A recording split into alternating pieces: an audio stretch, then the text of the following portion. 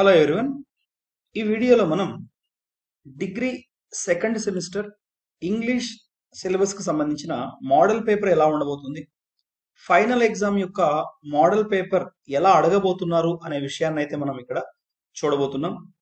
మనకిది Srihari degree college అటానమస్కు సంబంధించినటువంటి final exam model paper. ఓవరాల్గా మనకి ఎగ్జామ్ 70 మార్క్స్కి అయితే ఉండబోతోంది. ఈ 70 మార్క్స్ని 2 సెక్షన్స్గా అడగబడుతుంది. సెక్షన్ ఏలో 40 మార్క్స్, అలాగే సెక్షన్ బిలో 30 మార్క్స్. సెక్షన్ ఏకి సంబంధించి ఏమున్నాయి అని చూడబోయే ముందు సిలబస్ అనేది కంప్లీట్ ఐడియా మనకు ఉండాలి. సిలబస్ మీద కంప్లీట్ ఐడియా ఉంటేనే ఈ మోడల్ పేపర్ ఖచ్చితంగా మనకు అర్థమవుతుంది. అయితే ఈ మోడల్ పేపర్ చెప్పేటప్పుడు నేను సిలబస్ని కూడా మీకు పరిచయం చేస్తాను. అయితే మీరు ఈ వీడియోని లాస్ట్ వరకు చూడండి, స్కిప్ చేయకుండా. మీకు కంప్లీట్ ఐడియా రావడమే కాకుండా ఎగ్జామ్ ఎలా రాయాలి అనేటువంటి కాన్ఫిడెన్స్ కూడా వచ్చేస్తుంది. సో ఈ సెక్షన్ ఏలో 40 మార్క్స్కి సంబంధించి కంప్లీట్గా లిటరేచర్ అడగబోతున్నాడు. ఓవరాల్గా మనకు 3 రోమన్స్ అయితే ఉన్నాయి. ఈ 3 రోమన్స్ కూడా లిటరేచర్ పార్ట్ నుంచే వస్తుంది. లిటరేచర్ అంటే మనకు పోయిటరీ, ప్రోస్ మరియు నాన్ డీటెయిల్ టెక్స్ట్. మరి సిలబస్లో భాగంగా మనకు ప్రోజ్లో ఏ లెసన్స్ ఉన్నాయి, పోయిటరీలో ఏ లెసన్స్ ఉన్నాయి, నాన్ డీటెయిల్లో ఏ లెసన్స్ ఉన్నాయి అనేటువంటిది కూడా చూద్దాం మనం. అయితే రోమన్ 1లో మనకు పోయిటరీ అడిగేస్తున్నాడు, రోమన్ నెంబర్ 2లో ప్రోజ్ నుంచి అడుగుతున్నాడు, రోమన్ నెంబర్ 3లో నాన్ డీటెయిల్ టెక్స్ట్ అడుగుతున్నాడు. సో మనకు పోయిటరీకి సంబంధించి యులిసిస్ అనేటువంటి లెసన్ ఉంది, అలాగే stopping by woods on a snow evening, palanquin bearers. ఇది ఖచ్చితంగా సిలబస్ ఐడియా ఉండే ఉంటుంది. సో యులిసిస్ అనేటువంటి లెసన్ నుంచి మనకు ఇంటర్నల్ చాయిస్ కింద 2 క్వశ్చన్స్ అయితే అడుగుతున్నాడు. మనం ఒక క్వశ్చన్ అయితే అటెంప్ట్ చేయాలి. అలాగే stopping by woods on a స్నోయి evening by Robert Frost, దీని నుంచి కూడా 2 క్వశ్చన్స్ అడుగుతున్నాడు. అయితే internal choice either this one or that one, ఏదో ఒకటైతే మనం రాయాలి. అలాగే మనకు పాలంకిన్ బేరర్స్ బై సరోజిని నాయుడు, ఇక్కడ కూడా అంతే 2 క్వశ్చన్స్ అయితే అడుగుతున్నాడు. ఇంటర్నల్ చాయిస్ ఏదో ఒకటి మనం రాయాలి. అంటే ఓవరాల్ గా పోయట్రీ నుంచి మనకు 15 మార్క్స్ అయితే అడగబోతున్నాడు. ఈచ్ క్వశ్చన్ కి 5 మార్క్స్ వస్తుంది. సో 3 క్వశ్చన్స్ అటెంప్ట్ చేస్తే మనకు 15 మార్క్స్ రావడం అనేటువంటిది ఖచ్చితంగా ఉంటుంది. అయితే ఈ ప్రశ్నలు ఎక్కడి నుంచి వస్తాయి, వీటికి సమాధానాలు ఏం రాయాలి అనేది మనం ఒకసారి చూద్దాం. ఇది మీకు ఇచ్చినటువంటి క్వశ్చన్ బ్యాంక్. మీకు ఇక్కడ ఏం అడిగినా కూడా క్వశ్చన్ బ్యాంక్ నుంచి అడగాలి. చూడండి, యులిసిస్ లో మనకు 5 క్వశ్చన్స్ ఉన్నాయి, ఇందులో 2 క్వశ్చన్స్ అయితే అడుగుతారు. నేనేమంటానంటే ఏ క్వశ్చన్ అడిగినప్పటికీ కూడా యులిసిస్ కి సంబంధించినటువంటి సమరీ మనం బాగా ప్రిపేర్ అయిపోవాలి. సమరీ బాగా ప్రిపేర్ అయిపోవడం వల్ల ఏ ప్రశ్నకైనా సరే మనం ముందుగా ఆథర్ గురించి రాస్తాం. మరి యులిసిస్ కి సంబంధించినటువంటి పోయట్ ఎవరు? Alfred lord Tennyson. మరి ఈయనకు సంబంధించినటువంటి మినిమం ఇన్ఫర్మేషన్ ని మనం ఓపెనింగ్ లైన్స్ లో రాస్తాం. 2 లేదా 3 లైన్స్ టెన్నిసన్ అంటే అబౌట్ ద పోయట్ గురించి రాసి, తర్వాత యులిసిస్ గురించి మీకు ఏమైతే ఐడియా ఉందో దాన్ని మీరు సెకండ్ పారాగ్రాఫ్ గా రాయండి. సో అప్పుడు మీకు ఆ క్వశ్చన్ కి సంబంధించిన ఆన్సర్ అయితే సరిపోతుంది. ఇక్కడ చూడండి, discuss the theme of adventure and exploration in the poem Ulysses అన్నాడు. ఏదైనా అడగడండి. Analyse the character of Ulysses as portrayed in the poem. Whatever the question he asks, ఏదైనా అడగనివ్వండి.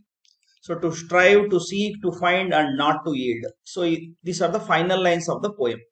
సో క్లోజింగ్ లైన్స్ అని ఇచ్చాడు. ఏవైనా అడిగినా కూడా మనమంతా రాయాల్సింది ఏంటి అంటే అబౌట్ ద పోయట్ గురించి ఓపెనింగ్ లైన్స్ లో 2 to 3 లైన్స్ డెవలప్ చేయండి. అలాగే నెక్స్ట్ పారాగ్రాఫ్ కిందకి సమరీని అయితే రాసేయండి. ఎందుకంటే ఆ సమరీలో ఇక్కడ అడిగినటువంటి ప్రశ్నకి సంబంధించిన కాంటెంట్ ఖచ్చితంగా ఉంటుంది. సో అందువల్ల నేను ఆ విషయాన్ని చెప్తున్నాను. అలాగే stopping by woods on a స్నోయి evening, ఇందులో కూడా మనకు 4 క్వశ్చన్స్ ఉన్నాయి. ఇక్కడి నుంచి రావాలి. ఏ క్వశ్చన్ అయినా అడగనివ్వండి, మనం ఖచ్చితంగా రాయబోయేది పోయట్ కు సంబంధించినటువంటి ఇన్ఫర్మేషన్ ని ఓపెనింగ్ లైన్స్ రాస్తాం. నెక్స్ట్ పారాగ్రాఫ్ కిందకి సమరీని అయితే రాయబోతున్నాం. సో నేను క్లియర్ గా మీకు మెటీరియల్ అయితే ఇవ్వడం జరిగింది. ఆ మెటీరియల్లో మీకు ప్రతి లెసన్ యొక్క సమరీ ఇవ్వబడి ఉంటుంది. ఆ సమరీని తరోగా మీరు ప్రిపేర్ అవ్వండి. దానికి సంబంధించిన వీడియో లెక్చర్స్ కూడా నేను చేశాను. సో మీరు చక్కగా ఆ సమరీ ఐడియా తెచ్చుకున్న తర్వాత ఆన్సర్ అయితే మీరు కాన్ఫిడెంట్ గా చేయగలుగుతారు. నెక్స్ట్ అలాగే పాలంకిన్ బేరర్స్, ఇక్కడ కూడా మనకు 5 క్వశ్చన్స్ ఉన్నాయి. ఈ 5 క్వశ్చన్స్ నుంచి అడుగుతారు. ఖచ్చితంగా ఇంటర్నల్ చాయిస్ ఇస్తున్నారు కాబట్టి మీరు ఏదో ఒకటి అయితే అటెంప్ట్ చేయాల్సి ఉంటుంది. సో నేనేమంటున్నాను అంటే what ever the question he asks, మనం రాయబోయేది ఒకటే. డిసైడ్ అయిపోయాం ఏంటి అంటే opening 3 lines about the poet గురించి ఉంటుంది. నెక్స్ట్ మనకు పారాగ్రాఫ్ అనేటువంటిది ఆ లెసన్ కి సంబంధించిన సమరీ అయితే ఉంటుంది. సో ఇలా మీరు రాయగలిగితే ఓవరాల్ గా 3 క్వశ్చన్స్ అటెంప్ట్ చేయగలుగుతారు. మంచి మార్క్స్ కూడా మీరు స్కోర్ చేయగలుగుతారు ఫస్ట్ రోమన్ లో. సో పోయట్రీ నుంచి ఏ లెసన్ ని కూడా వదిలేదానికి లేదు. కారణం ఏంటి అంటే 3 క్వశ్చన్స్ 3 లెసన్ నుంచి అడగబడుతున్నాయి. ఇంటర్నల్ చాయిస్ ఉంది కాబట్టి there is no question of skipping a single lesson from poetry. So fine, మరి ఇప్పుడు మనం సెకండ్ రోమన్ చూస్తున్నాం. సెకండ్ రోమన్ లో మనకు ప్రోజ్ వర్క్ నుంచి అడుగుతున్నాడు. మరి ఏంటి ఈ ప్రోజ్ వర్క్ అన్నట్లయితే మనకు the best investment I ever made, అలాగే the night train at Deoli. So ఇక్కడ 2 ప్రశ్నలు అయితే ఈ లెసన్స్ నుంచి అడుగుతున్నాడు. అయితే ఇక్కడ 3వ ప్రశ్న అయితే ఉంది. ఈ 3వ ప్రశ్న ఏంటి అంటే మనకు స్కిల్స్ నుంచి అడుగుతున్నాడు. సో సెకండ్ రోమన్ లో 3వ క్వశ్చన్ వచ్చేసి స్కిల్ రిలేటెడ్ క్వశ్చన్ నుంచి వస్తుంది. స్కిమ్మింగ్ అండ్ స్కానింగ్ పైన కానీ, లేదా ఈ కరెస్పాండెన్స్ పైన కానీ, నోటీసెస్ అజెండాస్ అండ్ మినిట్స్ పైన కానీ, పారాగ్రాఫ్ రైటింగ్ పైన కానీ, లేదా note taking and note making పైన కానీ రావచ్చు. So second Roman third question skill related questions ఉంటాయి. ఇవి కూడా ఇంటర్నల్ చాయిస్ ఉంటాయి. సో ఇది లేదా ఇది అడగవచ్చు. మీరు ఏదో ఒకటైతే కంపల్సరీగా రాయవలసి ఉంటుంది. అయితే దీనిపైన మీకు మినిమం నాలెడ్జ్ అయితే ఉండాలి. అలా అయితేనే మీరు ఈ క్వశ్చన్ ని ఆన్సర్ చేయగలుగుతారు. సో మరి మోడల్ పేపర్ లో ఏమి ఇచ్చారు? Explain the difference between skimming and scanning. So మీకు దీని మీద ఐడియా ఉండాలి. రీడింగ్ స్కిల్స్ కు సంబంధించిన క్వశ్చన్. అలాగే ఈ కరెస్పాండెన్స్ గురించి ఒక క్వశ్చన్ అడిగారు. సో మీకు థర్డ్ క్వశ్చన్ కి సంబంధించి స్కిల్స్ పైనే క్వశ్చన్ ఉండబోతుంది. లెసన్స్ అయితే 2 మీరు ప్రిపేర్ అయిపోండి. దీనికి కూడా అంతే. ఓపెనింగ్ లైన్స్ లో అబౌట్ ద ఆథర్ రాయండి. నెక్స్ట్ పారాగ్రాఫ్ లో సమరీ అయితే రాయండి. సో ఈ 2 లెసన్స్ కూడా మీరు సమరీ పైన కమాండ్ అయితే ఖచ్చితంగా ఉండాలి. అలాగే ఆథర్ గురించి మినిమం 2 to 3 లైన్స్ అయితే ప్రిపేర్ అయి వెళ్ళండి. ఇక్కడ కూడా అంతే. నేను ఇచ్చినటువంటి క్వశ్చన్ బ్యాంక్ లో ఏ క్వశ్చన్ అయితే ఉన్నాయో సో వాటి నుంచి రావడం జరుగుతుంది. ఏ క్వశ్చన్ అయినా అడగనివ్వండి. మనం మాత్రం చాలా ఫిక్స్ అయిపోయాం ఏంటి అంటే ఓపెనింగ్ లైన్స్ లో అబౌట్ ద ఆథర్ గానీ అబౌట్ ద పోయట్ గానీ ఉంటుంది. నెక్స్ట్ పారాగ్రాఫ్ లో మనం సమరీని అయితే రాయబోతున్నాం. సో ఇక్కడ మనకు 15 మార్క్స్ అయితే ఉన్నాయి. ఓవరాల్ గా మనకు 30 మార్క్స్ ఇక్కడ కవర్ అయిపోయాయి. నెక్స్ట్ థర్డ్ రోమన్ కి సంబంధించి మనకు నాన్ డీటెయిల్ టెక్స్ట్ నుంచి ఇస్తున్నాడు. నాన్ డీటెయిల్ టెక్స్ట్ లో మనకు కాబూలీవాలా ఉంది. అలాగే అన్ ఆస్ట్రాలజర్స్ డే ఉంది బై ఆర్కే నారాయణ్. సో ఈ లెసన్స్ చాలా ఈజీగా ఉంటాయి. ఇక్కడ కూడా అంతే.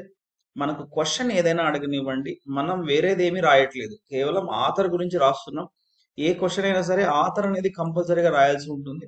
ఆ ఫస్ట్ 3 లైన్స్ మనం ఆథర్ గురించి ఉండేటట్టు చూసుకొని నెక్స్ట్ పారాగ్రాఫ్ ఏదైతే ఉందో కాబూలీవాలా సమరీ రాయండి. అలాగే అండ్ ఆస్ట్రాలజర్స్ డే సంబంధించిన సమరీ రాయండి. ఇక్కడ 2 క్వశ్చన్స్ అడుగుతున్నాడు.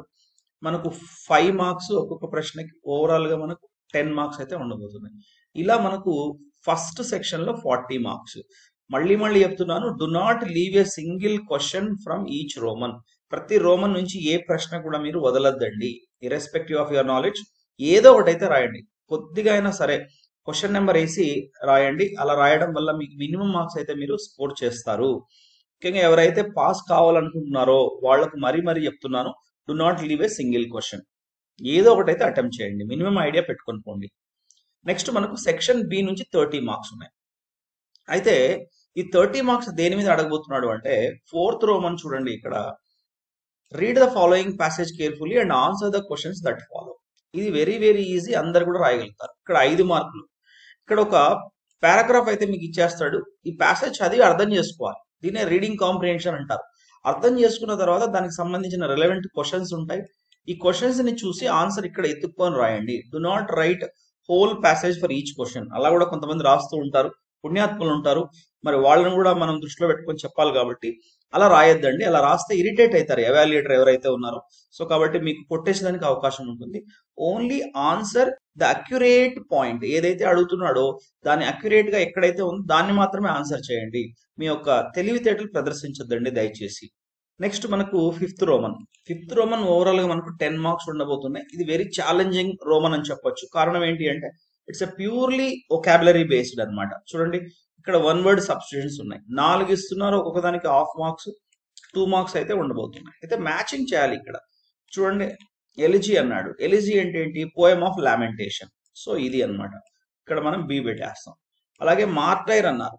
సో నోబెల్ కాజ్ కి ఎవరైనా మరణిస్తే వాళ్ళని మనం మార్టైర్స్ అని అంటాం. చూడండి, one who dice for Nobel cause. ఏదైనా ఒక గొప్ప పుణ్యకార్యం కోసం ప్రాణాలు అర్పించినటువంటి వాళ్ళను మార్టైర్ అని అంటాం.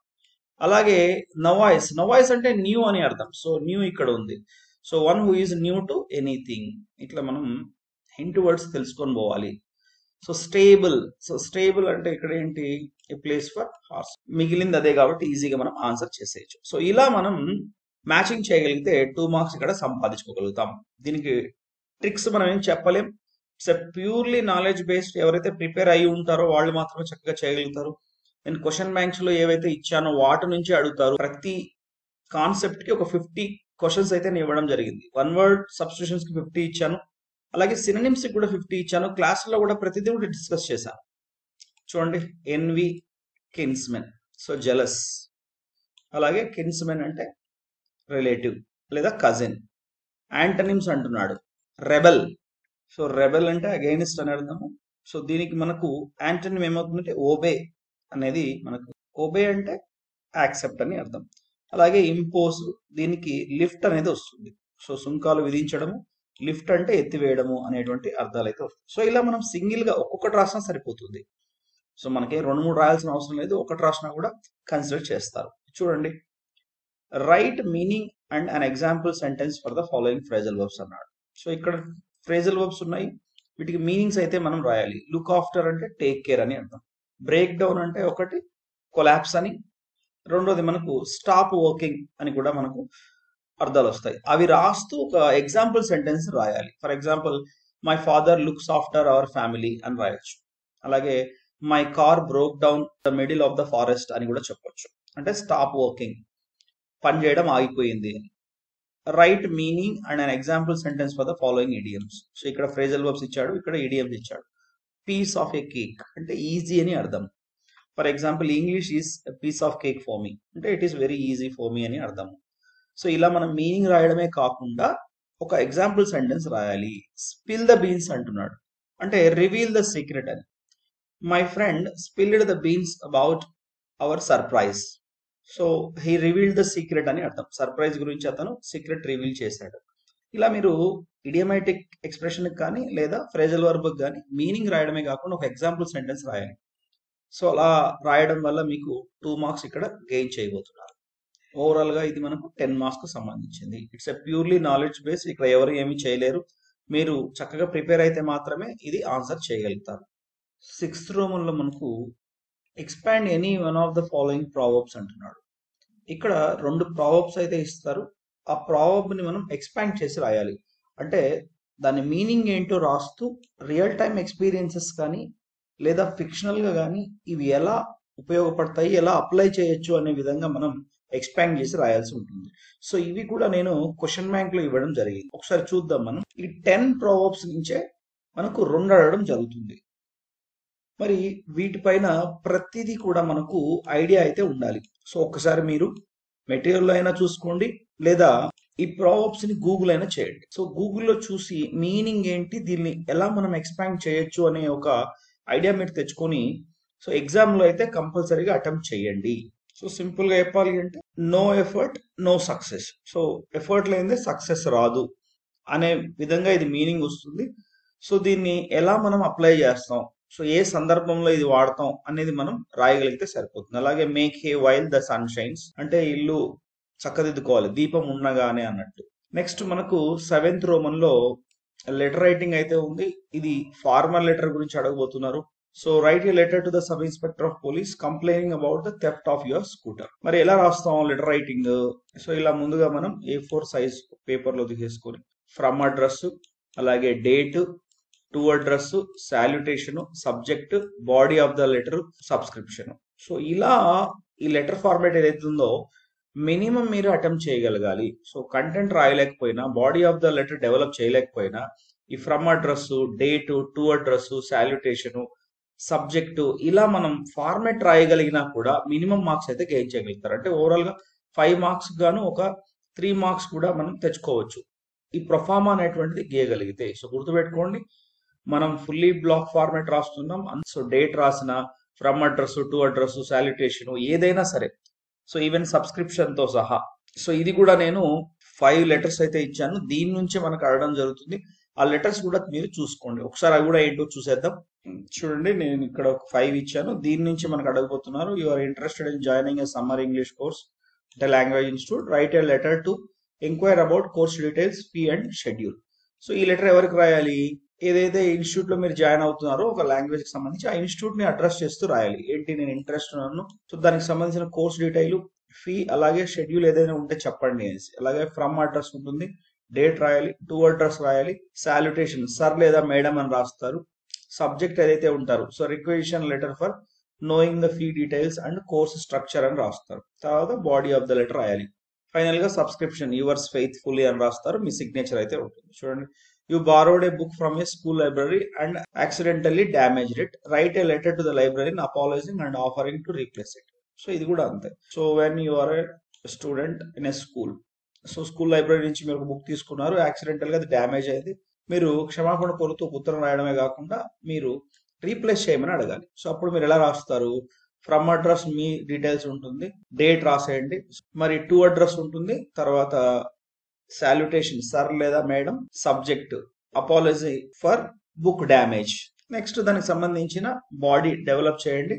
సబ్స్క్రిప్షన్ లో యువర్స్ ఫెయిత్ఫుల్లీ సిగ్నేచర్. ప్రతిదీ కూడా అంతే. Your teacher has helped you improve your academic performance, right letter thanking them for their support and guidance. ఇది కూడా అంతే. సో ఓవరాల్ గా ఇలా కంప్లీట్ గా ఉంటుంది. Your applying for a higher education program. చూసుకోండి, ఇవన్నీ కూడా ఈ 5 లెటర్స్ నుంచి మీకు రాబోతుంది. నెక్స్ట్ మనం చివరి Roman, 8th Roman, resume writing ఉంటుంది. సో ఇక్కడ ఒక అడ్వర్టైజ్మెంట్ ఇస్తాడు, అడ్వర్టైజ్మెంట్ తగినట్టుగా మీరు రెజ్యూమే తయారు చేయాలి. ఇది కూడా నేను వీడియో చేసి పెట్టాను. ఆ వీడియోకి సంబంధించిన లింక్ ఏదైతే ఉందో నేను డిస్క్రిప్షన్ లో ఇస్తాను, అది ఒకసారి చూసుకొని దానికి సంబంధించిన వీడియోస్ అన్ని కూడా ఒకసారి మీరు తరోగా చూసుకొని వెళ్ళండి. సింపుల్ గా మీరు రాయగలుగుతారు. చూడండి, wanted a library for a public library in Vijayawada. The candidate should be A graduate or post graduate with a degree in library science, should have computer knowledge and 1 year experience of modernizing a library, apply within 10 days. So ఇది వాళ్ళు ఇచ్చినటువంటి data. ఈ advertisement కి మనం respond చేస్తూ ఒక resume draft చేయాలి. So ఎలా చేయాలి అనేటువంటిది క్లాస్ లో కూడా చెప్పుకున్నాం. అలాగే దీనికి సంబంధించినటువంటి వీడియో కూడా నేను చేశాను. సో వీటన్నిటి కూడా చూడండి. దీనికి కూడా మనం క్వశ్చన్ బ్యాంక్ లో ఎలా అడగబోతున్నారో కూడా ఇచ్చాం. సో అది కూడా చూడండి. ఇవి questions for resume writing. You're applying for the position of marketing, so internet XYZ company, దానికి సంబంధించిన డీటెయిల్స్ అంతా ఇచ్చింటాడు. ఈ డీటెయిల్స్ కి అనుగుణంగా మాత్రమే మీరు ఒక రెజ్యూమే ప్రిపేర్ చేయాల్సి ఉంటుంది. సో ఈ 5 నుంచి ఏదైనా కూడా అడగచ్చు. So be ready and be cautious. ఇవి బాగా చూసుకొని వెళ్ళండి, ఒక ఐడియా వస్తుంది మీకు. అటెంప్ట్ చేస్తే ఖచ్చితంగా 2 to 3 మార్క్స్ అయితే ఉంటాయి. ఇది ఓవరాల్ మోడల్ పేపర్. కాన్ఫిడెంట్ గా అటెంప్ట్ చేయండి. సో ఇక్కడ ఏది కూడా మీరు టెన్షన్ తీసుకోవాల్సిన అవసరం లేదు. ఏదైనా ఒక ఇబ్బంది పెట్టే రోమన్ ఏదైనా ఉంది అంటే సెక్షన్ బి లో మనకు 5th రోమన్ 10 మార్క్స్ ఏవైతే ఉన్నాయో అవి మన చేతిలో లేనివి, ముందే చెప్పాను నేను. ఎవరైతే పిల్లలు ముందు నుంచి తరోగా ప్రిపేర్ అవుతూ ఉంటారో వాళ్ళు మాత్రమే ఆన్సర్ చేయగలుగుతారు. అప్పటికప్పుడు ప్రిపేర్ అయ్యి రాయడము అంటే ఇది కొంచెం కష్టంగానే అనిపిస్తుంది. మిగిలినవన్నీ కూడా థియరిటికల్ గా ఉంటాయి కాబట్టి మీరు అటెంప్ట్ చేయగలుగుతారు. సో రెండో విషయం ఏంటంటే, do not right this passage for any questions. కొంతమంది పిల్లలు రాస్తూ ఉంటారు, రీడింగ్ కాంప్రిహెన్షన్ ఎత్తేసుకొని ఏదో క్వశ్చన్ లో పెట్టేసుకుంటూ ఉంటారు. ఎవాల్యుయేటర్ కి ఈ పదాలు ఎక్కడైనా కనపడ్డాయి అంటే మాత్రం ఖచ్చితంగా క్వశ్చన్ మొత్తం కొట్టేస్తాడు. అటువంటి స్కోప్ అయితే మీరు ఇవ్వద్దండి. I wish you all the best for your final examinations. చక్కగా రాస్తారని కూడా కోరుకుంటున్నాను. Thank you very much.